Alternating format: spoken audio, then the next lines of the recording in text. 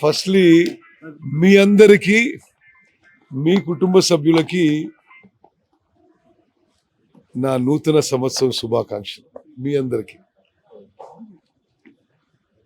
తెలంగాణ రాష్ట్ర ప్రజలందరికీ, తెలంగాణలో ఉన్న ప్రతి అక్క, ప్రతి చెల్లి, ప్రతి అన్న, ప్రతి తమ్ముడికి 2025లో అంతా మేలు జరగాలని, అందరికీ భగవంతుడు ఆరోగ్యం, ఐశ్వర్యం, సంతోషం ప్రసాదించాలని ప్రార్థిస్తున్నాను. 2024 సంవత్సరం తెలంగాణ రాష్ట్రానికి చాలా మంచి జరిగింది. మా నూతన ప్రభుత్వంలో 2024లో మరి మేము ఎంతో మా ప్రభుత్వం ఎంతో మేలు చేయగలిగినాం.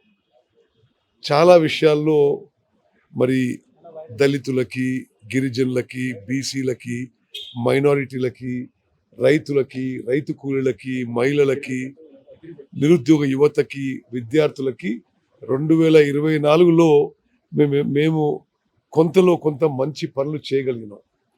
అదేవిధంగా 2025లో కూడా మేము పారదర్శకంగా, సిన్సియర్గా, కమిటెడ్గా తెలంగాణలో ప్రతి పౌరునికి మేలు జరిగే విధంగా మేము మా ప్రభుత్వం ముందుకు పోతుందని చెప్పి నేను మనవి చేస్తున్నాను.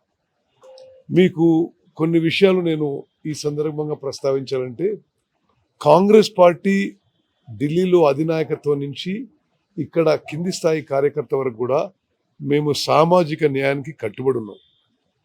ఆ దిశలో స్వతంత్ర భారతదేశంలో మొట్టమొదటిసారిగా ఒక అద్భుతమైన సోషియో ఎకనామిక్ సర్వే జరిగింది, క్యాస్ట్ సర్వే జరిగింది. దాని ద్వారా వెనుకబడ్డ తరగతులకు, బీసీలకు ఎంతో మేలు జరుగుతుందని చెప్పి నేను భావిస్తున్నాను. అదేవిధంగా ఎస్సీ వర్గీకరణ విషయంపై కూడా సుప్రీంకోర్టు ఇచ్చిన ఆదేశాల మేరకు, సుప్రీంకోర్టు ఇచ్చిన జడ్జిమెంట్ మేరకు మేము ముందుకు పోయి కొంత పురోగతి సాధించినాం.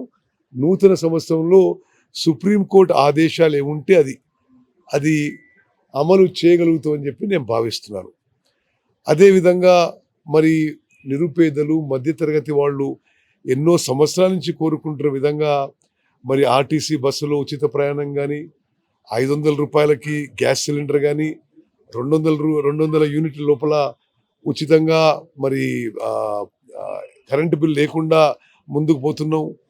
అదేవిధంగా అందరికీ 10 లక్షల వరకు ఉచితంగా వైద్య సదుపాయం కల్పించినాం. మరి ఇప్పుడు కొత్త రేషన్ కార్డ్స్ ప్రక్రియ మొదలు పెట్టబోతున్నాం. రాషన్లో అందరికీ సన్నబియ్యం ఇచ్చే ప్రక్రియ మొదలు పెట్టబోతున్నాం.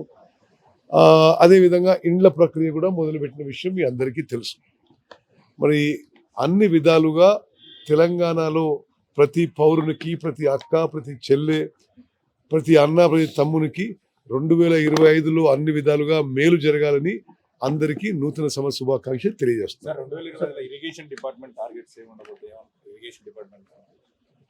2025లో irrigation and civil supplies department మరి మేము మా పనితీరుని, మా పారదర్శకతని, మా సిన్సియరిటీని, మా కమిట్మెంట్ మరింత పూర్తి స్థాయిలో పనిచేస్తామని చెప్పి ఈ 2 శాఖల మరి విషయంలో నేను మనవి చేస్తున్నాను. ఇరిగేషన్లో తక్కువ ఖర్చుతో ఎక్కువ ఆయకట్టు వచ్చే విధంగా మేము చర్యలు తీసుకుంటున్నాం. సివిల్ సప్లైస్లో మొత్తం స్ట్రీమ్ లైన్ చేసి మరి నేను ముందు చెప్పినట్టుగా రేషన్ కార్డు విషయంలో, సన్నబియ్యం విషయంలో ముందుకు పోతున్నాం. మరి ఈ 2 శాఖల పనితీరుకి మీకు ఒక ఎగ్జాంపుల్ ఏంటంటే, మరి అగ్రికల్చర్ అండ్ ఇరిగేషన్ డిపార్ట్మెంట్స్ పనితీరు వల్ల మొన్న వానాకాలంలో తెలంగాణ రాష్ట్రంలో రికార్డు, ఉమ్మడి ఆంధ్రప్రదేశ్లో రికార్డు, మొత్తం భారతదేశంలోనే ఎక్కువ వరి పంట తెలంగాణ రాష్ట్రంలో మొన్న పండింది. మరి 66.7 లక్షల ఎకరాల్లో 153.5 లక్షల మెట్రిక్ టన్నులు వరి ధాన్యం పండించిన ఘనత మన వరి రైతులకు దక్కింది. అదేవిధంగా ఎక్కడ చిన్న డిస్టర్బెన్స్ లేకుండా మరి మేము ఆ ధాన్యాన్ని ఎంఎస్పికి, సన్న రకానికి ఎంఎస్పి ప్లస్ 500 రూపాయలకి సేకరించగలిగినాం. మరి ముఖ్యమంత్రి రేవంత్ రెడ్డి గారి ఒక విప్లవాత్మక స్టెప్ ఇది, రెవల్యూషనరీ స్టెప్ ఫార్వర్డ్.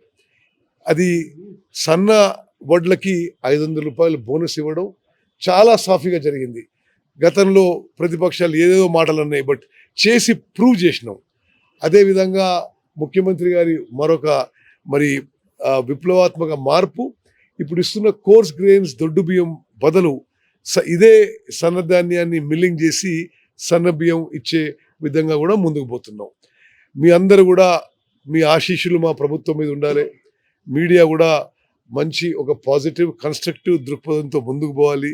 మీరు మీ కుటుంబ సభ్యులు కూడా సుఖంగా సంతోషంగా ఉండాలని చెప్పి భావిస్తున్నారు. మరిన్ని వీడియోస్ కోసం ఛానల్ ని సబ్స్క్రైబ్ చేయండి. లేటెస్ట్ అప్డేట్స్ కోసం వాట్సాప్ ఛానల్ ని ఫాలో అవ్వండి. ఆ లింక్ డిస్క్రిప్షన్ లో ఉంది.